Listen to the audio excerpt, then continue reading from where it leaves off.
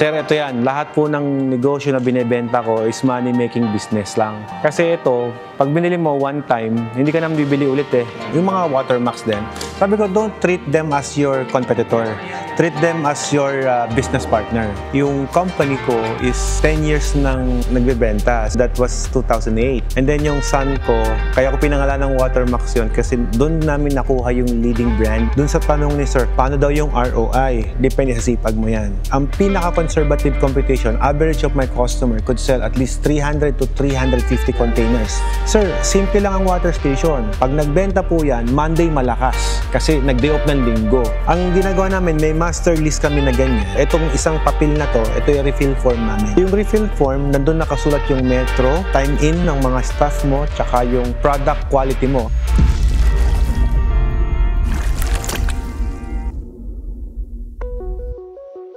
Ang kukunin ko, laundry, ito, at saka yung ice. Pero ito lang. Okay. Yung mga collaterals niyo, hindi namin i-encumber dyan. Sina-safety keep lang namin. Don't worry, once the contract is already done, bayad na, balik namin. Tapos bigyan namin kayo ng certificate of full payment plus the resibo. Sige. Sa site visit na eh. Ayun pala eh. Okay. Para tuloy-tuloy na. Sa daming bilis sa akin, hindi pa ba ako, boss? Diba? Pag isa, dalawa, medyo na. Lahat ng meron ako, binili mo, boss eh. Pambira, hindi pa ba ako? Hindi na ako nagdalawang isip. Oo, hindi pa ba ako? Thank you. Sir, ito yan. Lahat po ng negosyo na binibenta ko is money-making business lang. Kasi ito, pag binili mo one time, hindi ka naman bibili ulit eh. Pa-process lang yung tubig, magiging pera. Yung tubig, gagawin mong yelo, magiging pera. Magagaling din dito yun, right? Yeah. Yung mga customer mo, rerentahan lang nila yung paggamit nito, nagiging pera na yung servisyo nito. Parang nagbayad ka ng labandera na mabilis. Na yung investment mo, nakikita mo nandyan lang. Kaya nga kami, malakas ang loob ko eh. Kung takot ka magnegosyo, pautang ko sa'yo, walang tubo. Narinig ko na naman. Oh, di ba? Narinig mo na, naka-ulta naman, boss. Di ba? Honestly, never pa ako nag-pull out ng system ko. So, technically, lahat bumenta at lahat nakabayad. So, kung lahat nakabayad, kumita, yun ang proof ko. It doesn't go down. Yeah. Sa dami naming nire-release dito, sabi mo, every week may 10 kami. Merong mga sistema ng pagbebenta. Of course, tuturuan namin kayo dyan. Marketing, inventory, lahat po. Management, troubleshooting, basic maintenance. Parang ganito yan.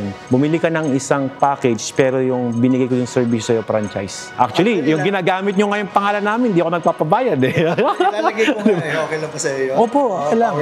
Powered by Watermax, walang bayad. You got Cube Ice, you got water station, and laundry.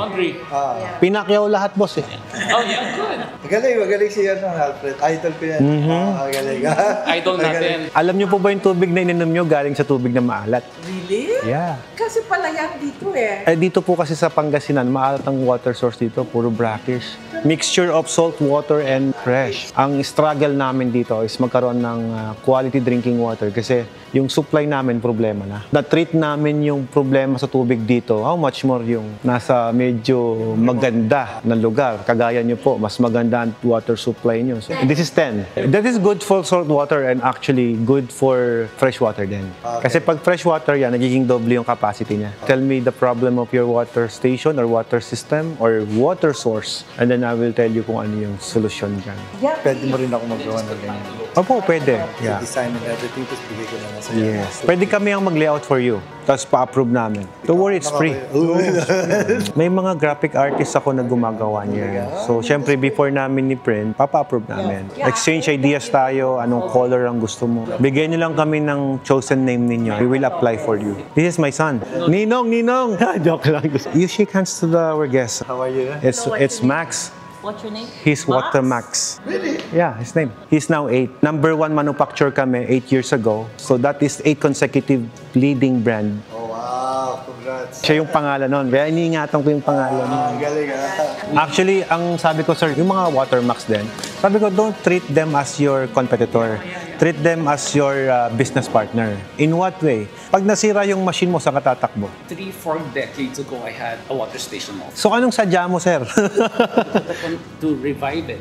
Okay. Yan, what you see is what you get. Pero hindi mismo yan, gagawa kita ng bago. Display ko yan. Hindi pwede ilabas yung tangke. Pwede naman, pero wag lang yung product. Yung raw water kasi, yun, pwede sa labas yun. Pwede naalikabukan and whatsoever kasi unrefined water yun. Pero kapag malinis na yung tubig product na, hindi siya pwede naka-expose. Kailangan talaga enclose. Naka-enclose So siya. parehas yung tatlong yun, saka ito enclose yan. Yung isa doon kasi raw water. Yung dalawa doon, parehas na product. So, magidepende pa ako niyan, sir. Kapag yung tubig mo maalat, magdo-double pass ako to give you a quality drinking water. Pero kapag nakita ko na yung tubig mo na maganda naman yung water source mo, ang gagawin ko naman dyan is hindi double pass, kundi series. Yung 4 na membrane doon, magtatapon ng reject yon. Tapos yung reject nun, i-recycle ko ulit yon para maging product ulit. Saan pumupunta yung recycle? Yung recycled po, sa membrane ulit. Tatapon ng unang pass, yung reject. So, supposed to be dapat tapon na yun. Kukunin ko ulit yun, ibabalik ko sa 4 na membrane para maging product pa Yan ba ulit. yung manggagaling sa lababo? Yes, actually. Bali,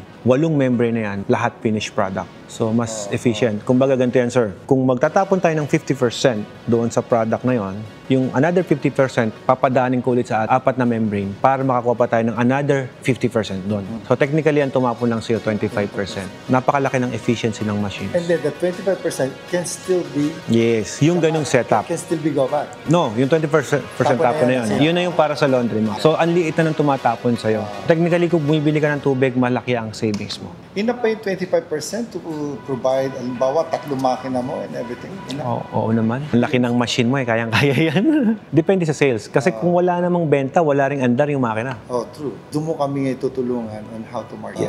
Mas madali yung market to kasi malaki na tong makina mo. Tsaka kung lumakas man, 1,000 container ka sa isang araw, kaya nito. Yung company ko is 10 years nang nagbebenta. That was 2008. And then yung son ko, kaya ko pinangalan ng Watermax yun kasi doon namin nakuha yung leading brand. Yung parang kami na yung kinikilala sa Pilipinas na, oh, this is the #1 manufacturer. Doon na nag-start yung mga awards na nakukuha namin kung saan-saan. We've been awarded in Singapore, we've been awarded in Vietnam, we've been awarded in London, we've been awarded in Golden Globe. Even the other country, kinikilala tayo eh. Ang sarap ng ganon na kami naman, ginagawa lang naman namin yung the best as we could. Kumbaga, wag lang masira sa client. Yun lang naman eh, ang ginagawa namin eh. We're just doing the right thing. Yun lang. And then, we didn't know na meron palang recognition and acknowledgement na ganyan. We didn't know that. After 10 years, doon na-recognize na kami. Sabay ng paglabas ni Max. Kasi yung water station ko, ang pangalan nun, Aqua Girella. It's my name and my wife's name. Pinakamalakas na water station dito sa Alcala, but I am not the first one. Kasi before kami mag-venture ng manufacturing ng water system, yung mga magulang ko muna. Maliit pa ako wala pa akong alam sa mundo eh. Napanood nga ni Sir eh, di ba? Parang ikaw yung si Watermax. Parang ganon. Yung basic principle, basic training na nakuha ko sa parents ko as water treatment, nag-start po sila sa Tohonga, California eh. Empleyado sila doon. Pag-uwi ng Pilipinas, tagal na yun. Hindi pa uso water station. Nasa water treatment na yung mga magulang ko. Crazy, di ba? Paano nangyari yun? Kasi ganito yan. Alam mo, sir, yung Salad Master? Yes. Have you heard about that? Alam niyo po yung MacGen? Kung mayayaman ng kausap mo, tinanong mo yung mga kalderong mamahalin. Yeah, alam namin yan. Ultra Demand, Salad Master, Berghoff, yung mga matatagal nang nasa linya ng kaldero. Alam niyo bang kaya sila gumagamit ng filtered water is para linisin yung kalderong mamahalin na yun? Hindi para inumin. Para hindi mag-stain, yung stainless. Doon nagsimula yun. Kunyari, buong bahay mo, sa centralized nila yan. Kasi sayang naman yung kaldero mo, pag hinugasan mo, nag-stain. Pero for cleaning purposes lang, hindi for drinking. Yes, for household, for whole house. Centralized talaga. Ang uso nun, hindi naman reverse osmosis. Ang mineral water nun, pag bumili ka, yung taga 100,000 ko ngayon, pag bumili ka nun, ang presyo po nun is 1.8 million to 2 million pesos. That time. Ang uso po nun is distiller. Di ba nasin sila Tohonga, California, Florida. Yan ang may mga problem ngayon sa tubig, sir eh. So yun ang tinitreat ngayon nila. Oh, halos lahat ng bahay doon may water system na eh. Galing ka ba doon, sir? Yes. Pero doon, sir, ang mahal doon, sir, ha? Yung kaibigan ko, nagpunta rito kahapon. Staff niya is puro Mexican. Ang trabaho niya is sa landscape sa Vegas. Ang diskarte po niya, 3 cylinder na ganun, kalaki. Ang bentahan po doon is $4,500. Sabi ko, yayaman pala akong bigla dyan. Huwag yan ako nagbenta. Well, na-share ko lang naman. Kumbaga, sa kanila kasi, kahit yung item mo, hindi naman ganun ka-quality doon sa kanila. Pero yung mahal po doon is the labor. Mas mahal ang labor cost nila compare sa item. This system, what's your ROI? Depende po sa sipag at management natin. You just ask Alfred how you can get licensed to bottle your own water. Pag licensed bottle tayo, BPAD approved dapat yan. Yeah. We are FDA approved, not BPAD. Magkaiba yon. FDA approved is handheld yan. Tayo mismo yung nagbabottle. And when BPAD approved, conveyor type. So, dapat no human touch. Meaning, lahat robotic. So, you could order din sa amin. Actually, pwede kami magparating ng Pero mga... kung Handheld is we're only using a manual. Ang nagre-required naman po niyan is not the government. The company that will sell your product. For example, this is a 7-Eleven. You want to protect his product na ibebenta niya. So ano yung mga credentials na kailangan mo ibigay sa akin? Hihingan kita ng FDA. Not only FDA, I will ask for the BPAD. What is the batch number of this item? So lahat po yan, laser printed seal po yan. Para if there's a contamination, you can retrieve. If there's something wrong, oh, sir, yung batch na ganito, failed kami sa test. So dapat ma-retrieve mo lahat yun, boss. Recall mo yun kahit lugi ka. So that's why ganun ka strict kapag ka nagpapabenta ka sa mga malls. paano na-achieve yun? Siyempre, kailangan may machine ka. Sa inyo rin yun. May mga nagawa na po kaming bottling company, hindi ko lang ma-disclose yung name nila kasi respeto din naman po. Marami na po na mga bottling company. Ang water po alone, walang expiration yan. Malinis yan eh, hindi na-expired. Hindi na-expired yung laman. Ang na-expired yung bote. Ilagay mo yan sa babasaging bote, kamukha sa Europe, it will last long. Hindi yan ma-expired kahit centuries na nandun yan. Pero kung nabuksan, as you said, may hangin na pumasok, may bacterial contamination, doon, hindi siya safe inumin. What about direct sunlight pag na-start? Di ba? It will not react kung purified. Kung pure water, it won't react. Pero kung meron yan minerals, it will doon react. magre-react Of yan. course. Okay. Doon sa tanong ni sir, paano daw yung ROI? Depende sa sipag mo yan. Ang pinaka-conservative computation, average of my customer could sell at least 300 to 350 containers. That's bottles. Para mas madali, container na kasi that is one container. 5 gallons. Para madali, one container. Costing mo dyan kapag package 10, around, wala pang piso. Sabi mo ng piso, kung 350, pero hindi ito yung capacity talaga niya ha. I would not compute the maximum capacity. Ito yung regular sales ng mga customer namin. Kasi ito, kung 12,000 gallons per day po ito, yung capacity nito, kapag ka na-achieve natin yung malinis sa water source, is 24,000 gallons kasi quadruple yan. So kung kukumpitin mo yan, i-multiply natin 24,000 gallons per day divided by 5 to get one container. That is 4,800 container in one day. Divided by 24, that is 200 container per hour sa isang oras. Yun yung kaya po niyang gawin. Malakas. Pag na-achieve natin, sir, yung malinis na water source, yung sinasabi ko yung re-recycled ko pa. Kumbaga, nagiging efficiency na. Double cycled siya eh. Kung 9 po yan, at least 100 container per hour. Roughly estimate, sabihin mo na boss, sa Pilipinas, we only working at 8 hours a day. Kung 200 times 8, kaya kitang bigyan ng 1,600 container in 8 hours sa trabaho. But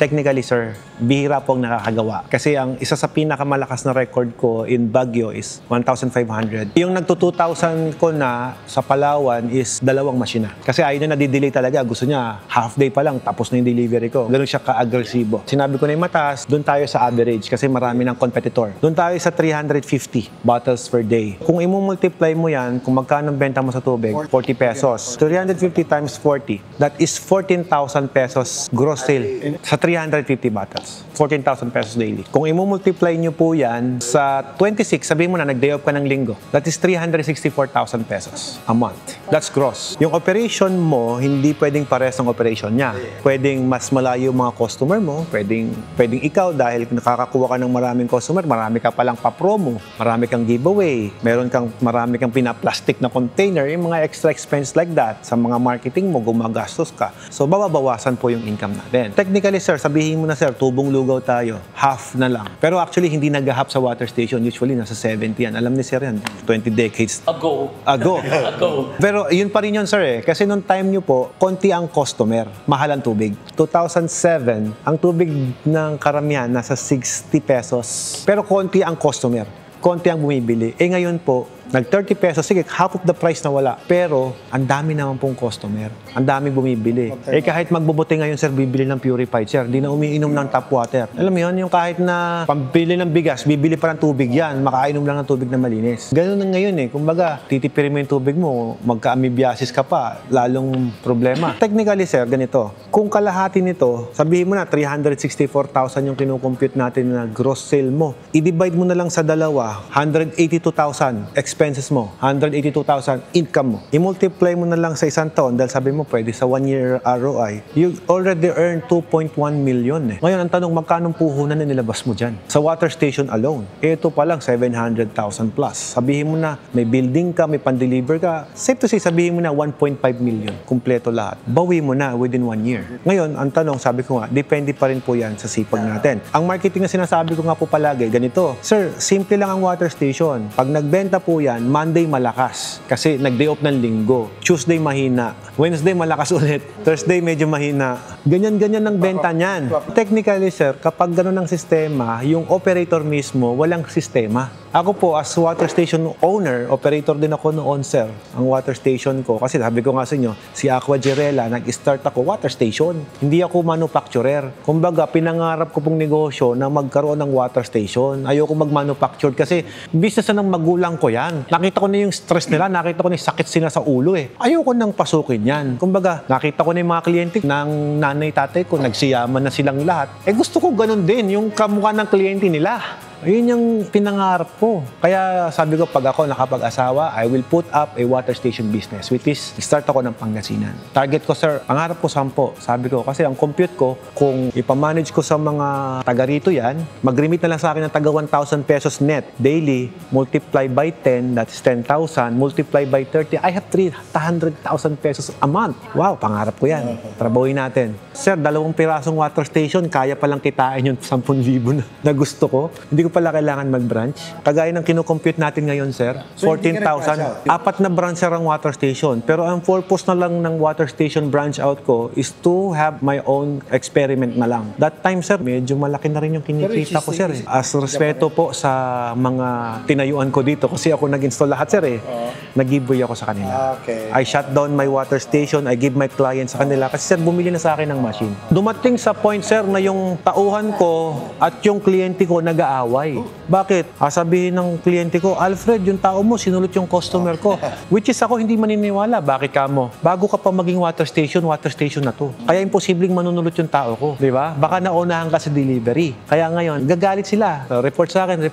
Sabi ko, pare, kakusapin niyo yung technician ko ngayon, sir. Water station operator ko yon. Ngayon, technician ko na. Hindi pa rin ako iniiwan. Alam ko, you will do a research then soon eh. So makita mo, each membrane could produce 3,000 gallons per day. Alfred, this is 8. So 3,000 times 8, that is 24. So, paano ngayon yung maintenance niya? Dahil Hindi naman, sir. Ang ginagawa ko naman po doon, yung reject water natin, yung binabalik ko sa water treatment plant. Parang binabalik ko sa source mo yun, hindi ko tinatapon yung reject na isa. Kaya hindi pa rin tumapon yung tubig mo. Mag-auto-cleaning naman po ito. Okay. Kapag madumi siya, magki-cleaning po Yung siya. backwashing. Yes, mag-backwashing siya, magpa-flushing din tayo eventually. Everything lahat ituturo ko naman sa'yo. Mas maganda pag-usapan natin yan, boss, ng actual. Kasi kahit i-discuss ko ngayon right away sa'yo yan, boss, makakalimutan mo lang din eh. Pero So let's talk about the most important matter ngayon, sir, kung ano yung address natin. Ulit-ulit ko yung mga video mo. Siyempre, kahit pa paano, ano ba yung ulit sinabi nila, no? Di naman magbabago yun, sir. Oo Eh. nga, kaya Whatever nga. I said, yun na po yun. Eh. Kaya nga. Ikaw mismo magiging supplier ng mga water station doon. Pag nasira ang machine nila, ikaw mag-supply. Ang discarte namin dyan, boss, pang wash ng water, nakabukod. Exclusive yung meter na yun for the product lang. Para hindi dumadaan doon. Yeah. Kung how many bottles talaga yung nabenta mo, yun na yun. Ang problema ko lang doon, sir, yung mga nire-refill natin na slim, tumataba kung minsan. So pag tumaba yun, siguro magpalugi ka na lang ng mga 2 litro. Kung alam mo naman, lumaki ang percentage from Yeah. 25%, naging 80, 100. May nakikirefill ng iba. Expect mo na lang, sabi mo, sa 100, may 3 kulang, okay lang yon. Hindi ka masasaktan doon. Kasi yung bote, pag gumaganyan, pa 1-2 litro, naiipon eh. Tama. Tsaka minsan, sir, pati yung mga nag-i-spill out. For example, kasi dito sa amin sa probinsya, ang pan-deliver, tricycle. syempre wala silang maayos na locking. Minsan pag break, buwal. Pag buwal, minsan nabubuksan yung takip, tapon yung tubig. Dapat yon reported din yun. Kasi imposibleng natapon na drain. Pag natapon yan, may nakakalahating laman. That will be reported to your secretary kung sino man yung nagmamonitor doon. Ilalagay lang doon na natapon. Kasi nangyayari talaga yun. Pag nag-inventory kami, we have opening stocks and then meter number. For example, sa opening stocks mo, you have 50 containers. Write the opening number. The end of the day, closing time, how many stocks ang naiwan, ending number, afternoon. And then divide it into 20, total nun, makukompute mo na kung ilang bote yung nabenta. Itatali mo naman ngayon yon sa refill form mo, tsaka yung meter mo, yun, natali mo na yun versus dun sa mga nag-delivery. Kaya kung gaano kadami yung staff mo doon, gano'n din kadami yung papel.